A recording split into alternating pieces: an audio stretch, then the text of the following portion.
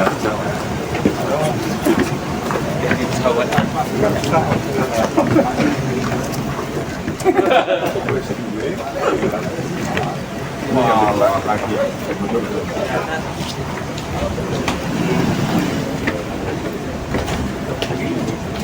kami yang sebenarnya gereja kecil, salah satu gereja kecil di wilayah Sleman. Jadi GKJ Minomartani ini gereja di tengah-tengah Perumnas yang kurang lebih berdiri sekitar tahun 1983 dan rumahnya kecil-kecil di sini, tipenya tipe 15 dan diraui sama tokoh-tokoh besar. Tentu ini menjadi bahagia.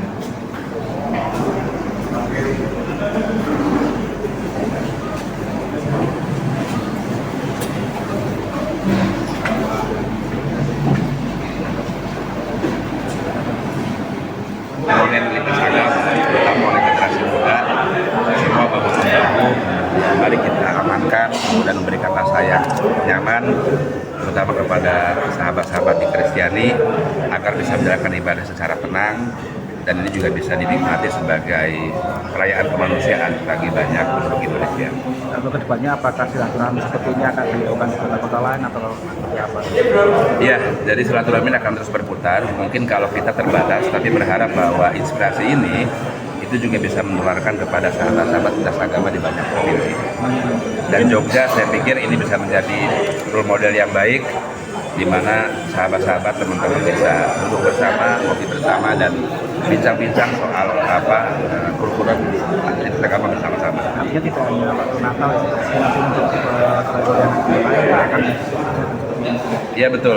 Jadi fungsinya lintas agama itu tidak hanya berbicara soal perdamaian, kemudian tidak hanya bicara soal kerukunan beragama, tapi bagaimana juga melakukan lompatan lebih jauh, yaitu mulai berbicara soal bagaimana sumber daya manusia lintas organisasi juga diperbaiki, kemudian ekonomi masyarakat juga diperbaiki melalui tangan-tangan para kader lintas agama. Ya. Kristen saja yang kadang-kala masih kesulitan untuk kemudian bisa beribadah. Padahal kalau beribadah menurut saya itu ya dia di rumah atau di mana ya silakan. Tapi beda hal mungkin kalau soal pembangunan rumah ibadahnya. Nah itu nanti mungkin ada regulasi. Tapi kalau untuk beribadah setiap orang seharusnya bebas untuk bisa beribadah. Mudah-mudahan komitmen ini bisa terus dijaga seperti dalam pelantikan pemuda Katolik, Mas Gibran sampaikan jika ada teman-teman yang dilarang untuk melaksanakan ibadah, termasuk ibadah Natal, lapor ke polisi, lapor ke TNI, lapor ke pemerintah daerah, lapor juga ke pemerintah pusat. Nah, hal yang sama juga kita pemuda lintas agama juga harus terus membangun narasi yang inklusif. Jangan sampai kemudian justru para pemudanya yang eksklusif dan akhirnya malah saling memecah belah. Nah, yang terakhir sedikit mengomentari Mas Putut, ada juga saya baca kemarin Menteri Agama ada merespon soal pembangunan komplek di PIK. Nah, kalau bisa komplek yang di PIK itu jangan hanya saudara-saudara kita yang Muslim aja dibangun Islamic Center. Kalau bisa semua agama itu ya dibuat di sana untuk menunjukkan ya itulah keberagaman kita, kemajuan kita. Jadi siapapun nanti melihat ya itulah Indonesia, tidak hanya satu dua agama tapi benar-benar semuanya bebas untuk beribadah di agama masing-masing. Itu yang bisa kami sampaikan, kami kembalikan. Kalau yang agak banyak biasanya gereja Kristen. Kita emang lebih sedikit dari gereja Kristen. Yang harus sombong itu malah harusnya Hindu dan Buddha.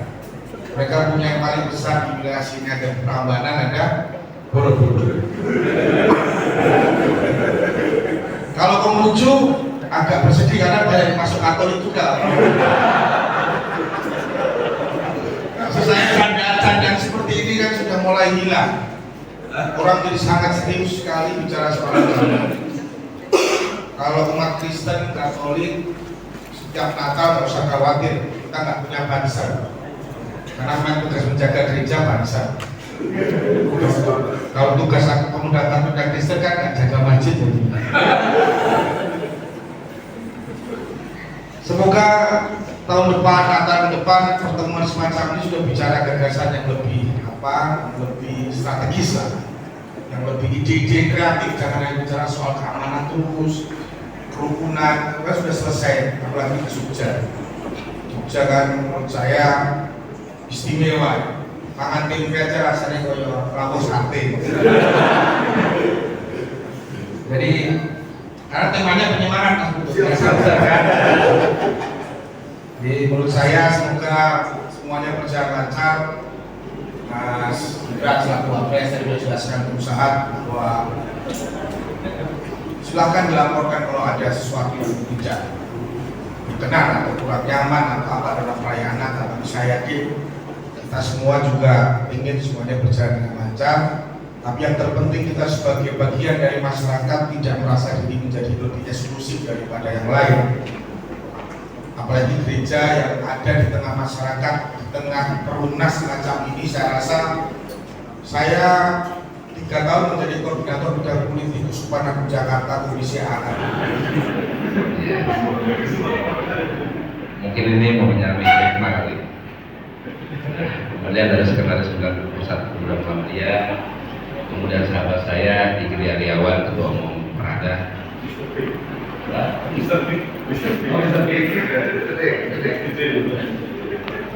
Nah kemudian, ini seharusnya yang paling kaya nih. Ini adalah Ketua Umum Agung Aku Kristen, ya. Tapi beliau pernah ngeluh katanya, karena kalau banyak pengusaha China itu, yang pertama masuk Katolik, yang kedua Buddha, baru yang ketiga Konghucu.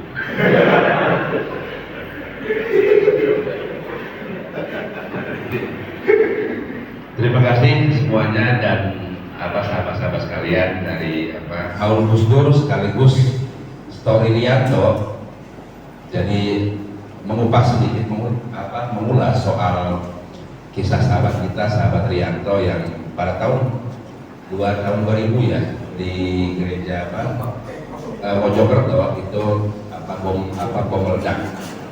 Nah, beliau sahabat kita, teman kita semua waktu itu adalah menyelamatkan sekian ratus jemaah gereja yang memang ada bom di situ, kemudian bom dibawa keluar dan meledak sehingga badan beliau lepas berkeping-keping.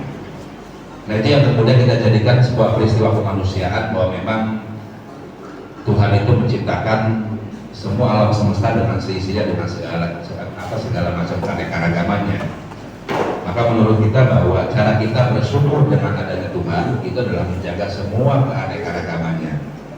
Dan bagian dari kita kufur nikmat adalah menegasikan atau menihilkan semua aspek ciptaan keragamanya. Itu yang kita pegang. Nah, oleh karena itu memang kita datang ke sini sebenarnya bukan soal besar kecilnya tempat ibadah ya, baik itu teman-teman Katolik, kemudian Kristen ataupun masjid. Justru kita melihat bahwa Indonesia itu dibangun dari sekian juta situs-situs kecil, berbagai macam kearifan lokal yang itu membentuk satu kekuatan besar yang bernama Indonesia